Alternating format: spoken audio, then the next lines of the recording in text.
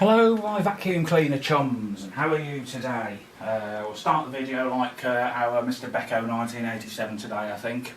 But yes, I'm going to be back with another video today. We're going to be doing something I said on previous videos that I needed to get done, was the 3-month reviews on a few of my new cleaners.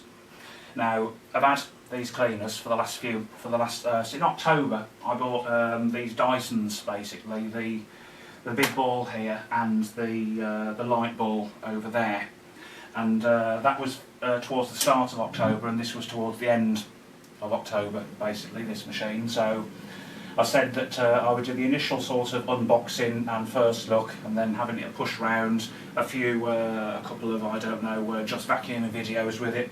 And then after 3 months, by the time I've had a chance to use it a bit, I would do another review to say what my opinions were of it, whether I think it's worth keeping, and whether I recommend them to anybody else.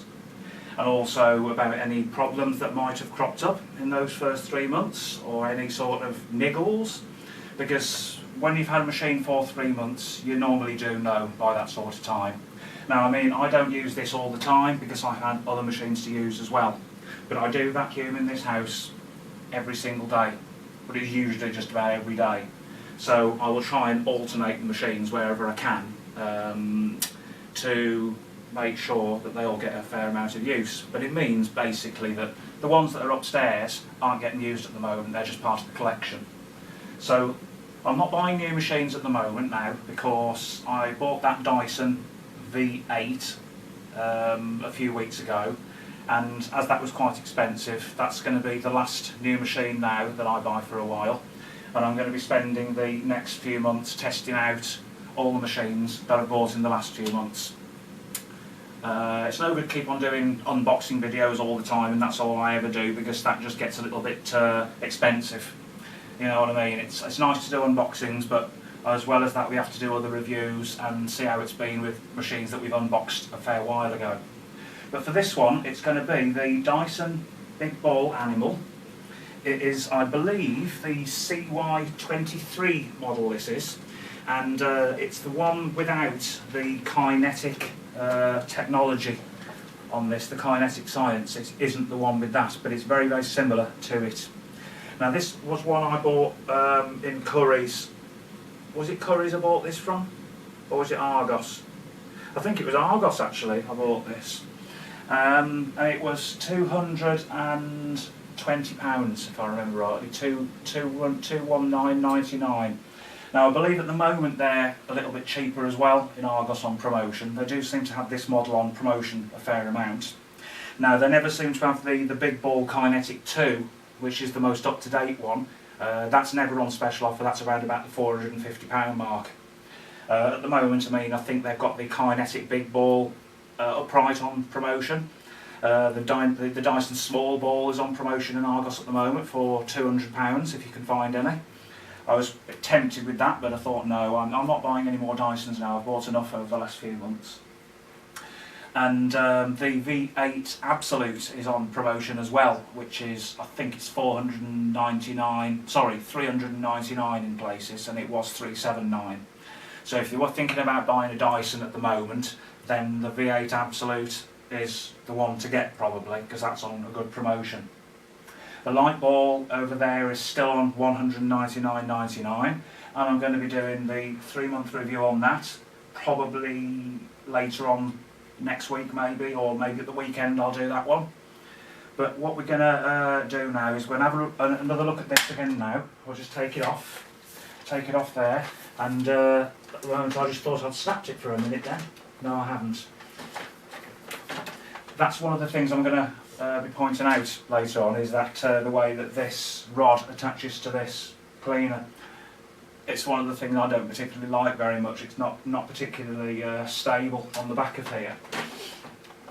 So, this machine basically is a current model. It contains 2 floor heads when you buy it, the box, and you will get a, being as it's the Animal version, you will get your turbo brush here, which is an air-driven turbine brush, which has the red nylon bristles and the black carbon fibre filaments on it, on the brush roll. And in addition to that floor head there, you also get the straight suction head, which is a head that's now been out for quite some time. I believe this featured on, I think it was the DC19 that it first came out on, but it's been out for a significant amount of time now, maybe even older than that. But it's what they call, I think it's called the contact head, and it's good for using on hard floors and on carpets as well if you don't want to use the turbo brush. But it's not so good on getting the pet hairs up. Now, in a little bit I'm going to be taking it in there, I'm going to pick up some mess. I'll put some test dirt down in the front room, we'll see it pick up. One with this side, one side with that, and one side with the turbine head. We'll see how it does on that. So, this has got the plastic wand on it, which is fully extendable. And what we basically have to do is the button's down at the bottom here. We press the button, you can extend the wand to any length you want. And then your tool caddy, like so, clips onto the side of the rod here. That's something I don't particularly like when I'm using the machine. I don't like that on the wand, so I just normally take it off and leave it on the chair somewhere, like so that they're out of my way, because otherwise it bangs on things when you're trying to get the wand into tight places, so I'd rather just use it without that on. And I don't normally have it on full extension either, so something like that would be fine. So short people to tall people would get on just fine with it. It's not fragile, it's quite rigid. I mean, some people say that Dysons are very flimsy, but this actually, I mean, you can really bend this like, and it won't deform. Very tough rod is that. Now, on the top of the wand here, we have a suction relief valve, which is basically this little pull trigger here.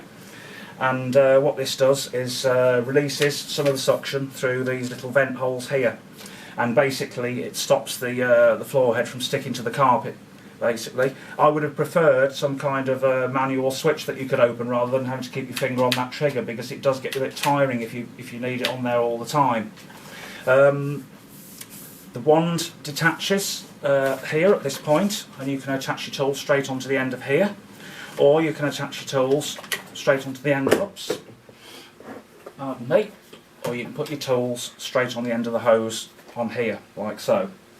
So if I just get the tool, we can demonstrate that. I'm doing this with the camera up there because it's easier than me having to hold the camera just for this part. So if I say wanted to do the dusting, I could put my dusting brush here on the end of the crevice tool, slide it up to the top, and then click it onto the end of the hose like so. And that's quite useful, having it like so, without having the handle on there, because the handle can be a bit bulky at times. But if you wanted the handle on, you could just stick the handle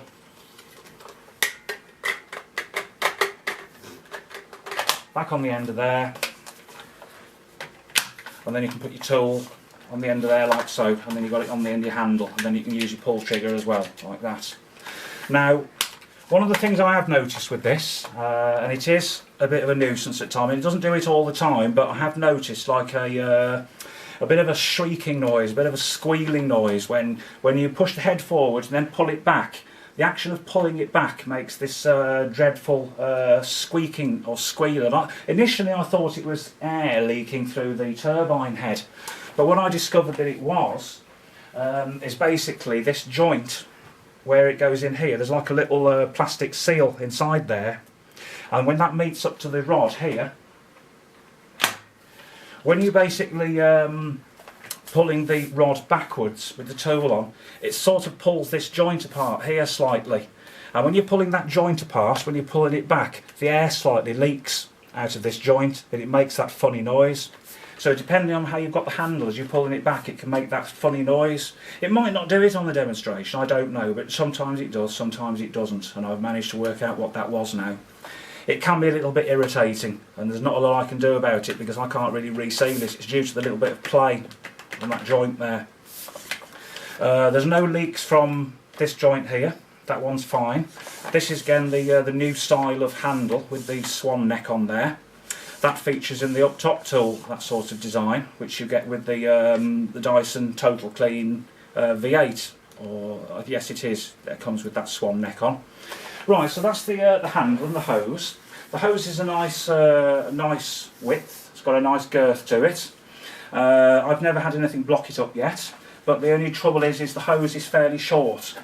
If that's the bottom of the hose there, it goes up to the top of me, so your hose is pretty much only 1.5 metres long. That's very short as hoses go.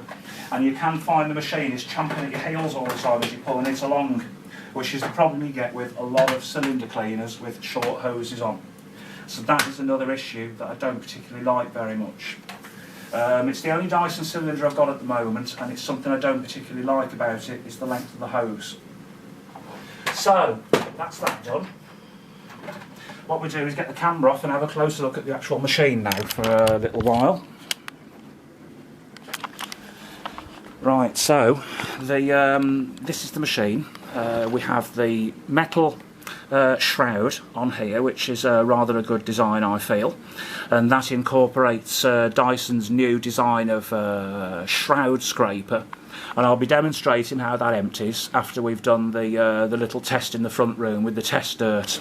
Now, there already is a little bit of dirt in the bottom of here anyway, and what I found is that this has suffered from what most Dysons suffer from, is that the the plastic of the bin has gone cloudy. Because obviously your dirt is constantly spinning around in here all the time with the use that it's had in the 3 months that I've had it. It has tended to go more cloudy than what the light ball has, and I consider that I've used the light ball actually more than I've used this one. Okay, so that is a little bit of an issue there. The hose on the front here, that's been a pretty good connection there. That's got swivel on as we'd like it to have. You can easily pull that off, it doesn't come off by itself. No matter how much you tug it, that stays attached, it's quite secure. So we said what we need to say about the hose and the tools there. That is basically your little upholstery tool there, and that again clips onto the side of the wand. We talked about the dusting brush there. This here is the carbon fibre filament floor head. I have talked about issues with these, particularly on the V6 model, also on the DC50 as well, in that when the machine gets older, you do find that these carbon fibre filaments here, the red ones are unaffected, but you'll find that on this type of brush, they do wear down rather quickly. So eventually you'll end up with a brush with basically your red bristles on, but there'll be hardly any black ones on. There'll be balls right down to the bottom here, to the blue section. There won't be any left. It's a gradual process, they all start to break off.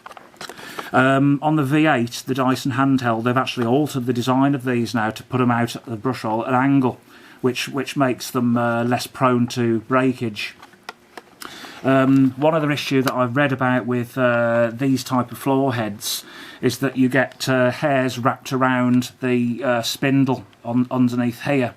So it necessitates having to use a coin to take the end panel off there, and once you've taken that off you can slide out the brush, and at the end of here is like a spindle, and apparently the hairs can get trapped behind that spindle, so you need to get a little Allen key or a Torx key inside that little spindle on the end, pull the spindle off, which is quite tricky to do because I think it's only a T8 or a T9, it's very tiny, and then you can get to the dirt and the hair that's wrapped around there. I believe that was a problem on the DC35 and the DC44 floor heads as well, with hairs getting wrapped around this spindle. Otherwise, this isn't a bad little floor head. It draws half the suction in through that port there, which drives the turbine. So effectively your dirt is going through a separate path to what your air for the turbine is. On a standard turbo brush, the turbine is here in the middle, and it's actually in the main airflow to the brush. So any dirt that you suck up goes straight through the fan. On this, it doesn't. So the drawback with that is that you can't stop this brush if you're using it. There isn't a little switch on it to be able to turn the brush off, so it's always on, unless it's clogged, of course. Now, you can easily remove the sole plate on this, apparently. No, you can't. No, you can't. But if it was clogged, you'd have to take the brush roll out by taking the end cap off, and then you could get your finger into the hole at the back here to unclog it. There we go, it's got the standard hose in the neck there, nice and flexible, and the quick release. So that's your turbo brush. Then we've got the contact head here, which, as I said, is an older head now. I mean, everybody's probably seen these before. You basically press this lever down here for hard floors like that, and then you press that lever down there for going on carpets. And you've got your suction selector there. When you put it on max, it's a lot more grippy onto the carpet and harder to push. When it's on that section there, that's minimum, and then it opens an air relief valve and you hear the air hissing out of the top here, so it takes off some of the pressure, takes off some of the suction.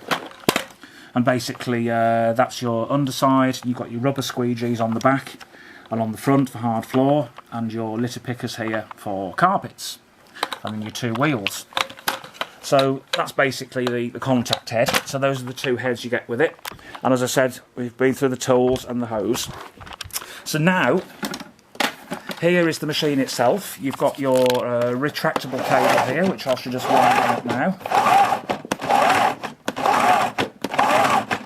Then you've got your yellow section, and then just a little bit further down, about a metre on, you've got the red. And once you see the red, that's it. You shouldn't pull it out any further than that, because you're risking damaging the cord reel, so be careful. You've got your two wheels on the side here. Now, the exhaust filter on this is not able to be got to. It's not user serviceable. It's actually built inside the back of the machine, and you can't get to it. Again, it's a service engineer job if that gets clogged up.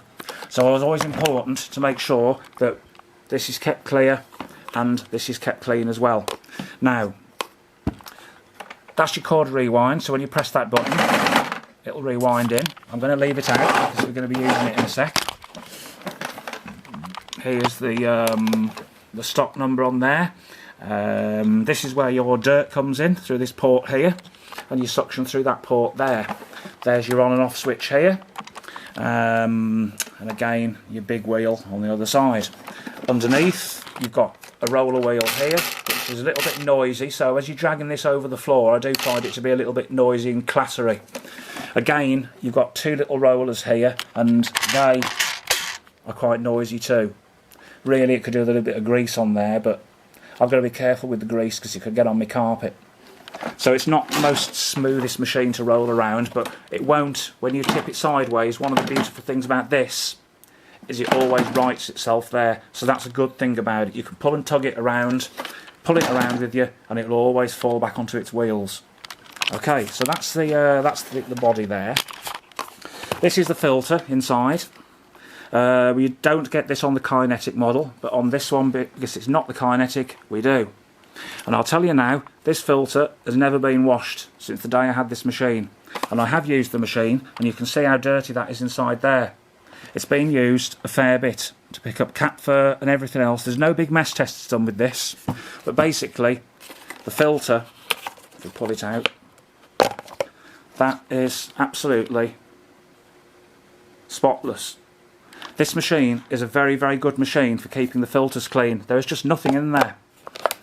Basically, you're supposed to wash that every month according to Dyson. That's never been washed, and it doesn't need it either. But I do check it from time to time. So they are pretty good, as long as the shroud's kept clean.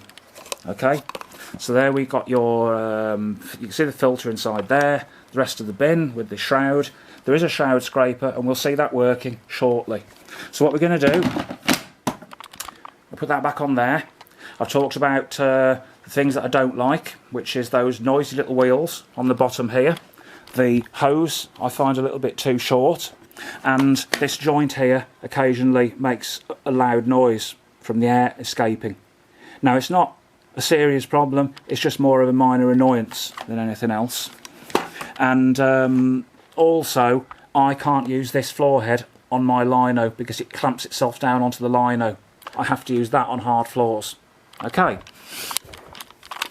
what we're going to do is we're going to come into this part of the room here. I've put some test dirt down. This is not what I call a big mess test because there's no cat litter or anything. This is basically all, well, some of the dirt that my cleaners have picked up in the last 3 months in this house, plus a few oats and a bit of rice thrown into there as well.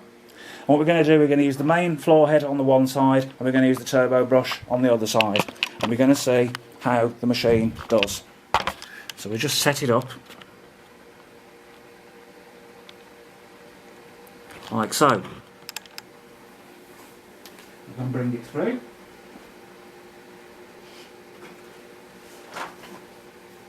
You just bear with me while I'm setting the machine up and bringing it in. We go to the first side with the main floor head, which is the non-turbo brush head. And we're going to have it in carpet mode. Okay, let's go then. Would help if I plugged the machine in, wouldn't it? Oh dear.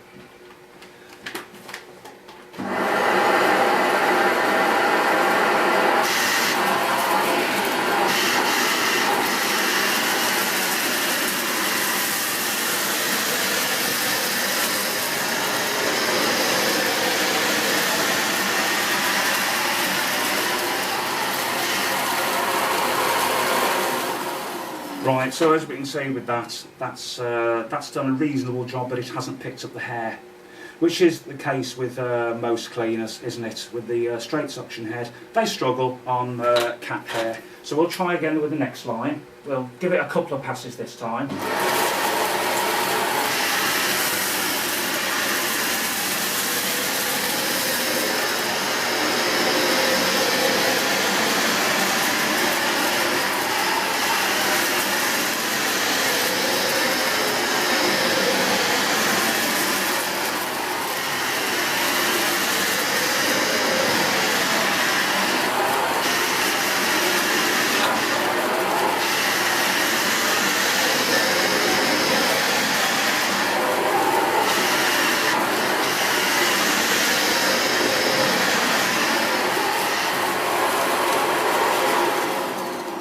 So yeah, it's not perfect, is it? Which I totally expected, because we have got cat hair thrown down onto there. All it's done basically is sort of dragged it backwards and forwards across the carpet. Now, the Ibasiac has done quite a few demos basically in this style, and what he's found as well basically is when you use the straight suction head, it'll pick most stuff up except for the more stubborn cat fur and dog hair and human hair. So that's what we found with this one. So all I'm going to do, we'll change the floor head over, and I will put now the other head on. So we're going to go with the turbo brush head and see how this one copes.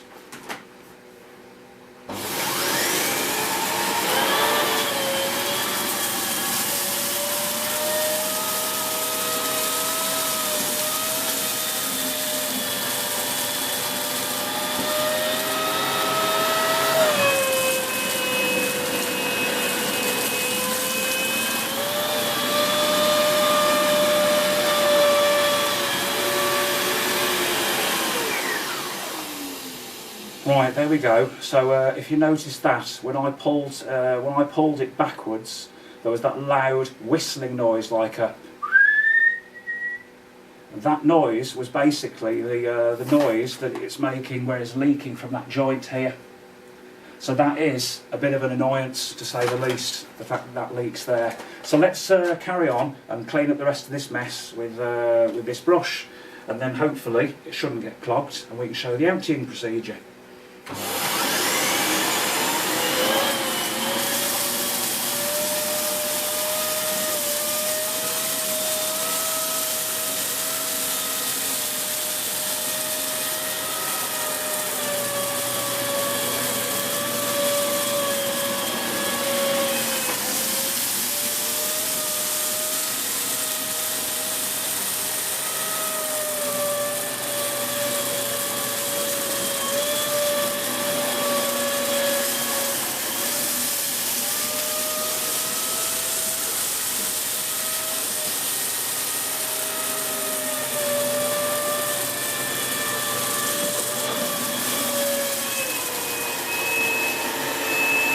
You hear that squealing noise again now? That's basically the joint here leaking.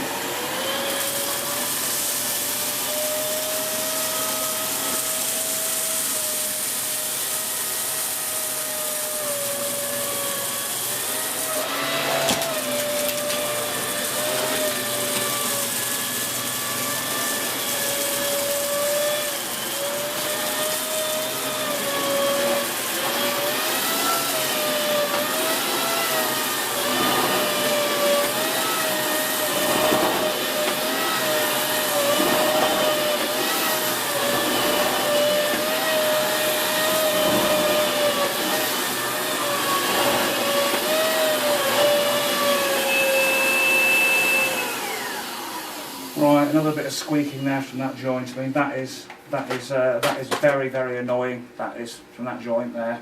Like I say, it doesn't do it every time. It's when you get the angle of when that joint breaks the seal because it's loose.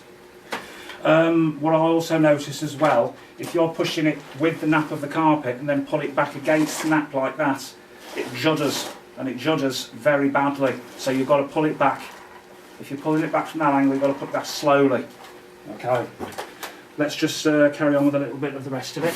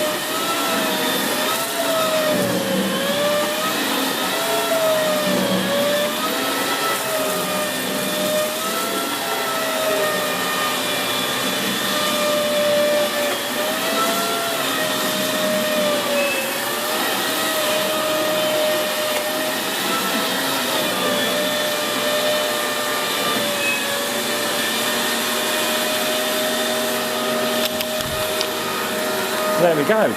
That's not done a bad job. That's pretty much picked up all that mess. Now we can see it in the bin.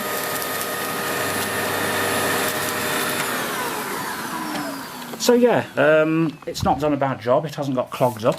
One thing we do notice though is that with the static in the room at the moment, being a very dry atmosphere in the winter, it builds up a lot of static on this rod. So you get a lot of cat hair and fur stuck to the rod down the bottom here. And that's exactly the same as happened to this floor head here. It's basically covered in cat hair underneath.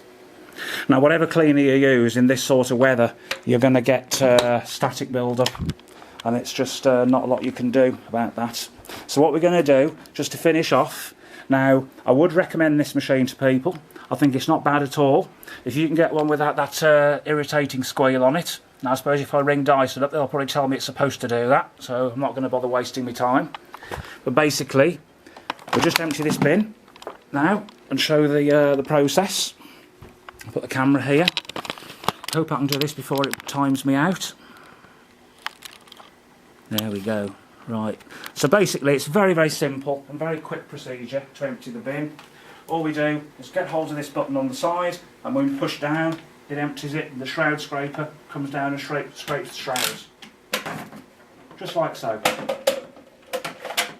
And we can do that a couple of times.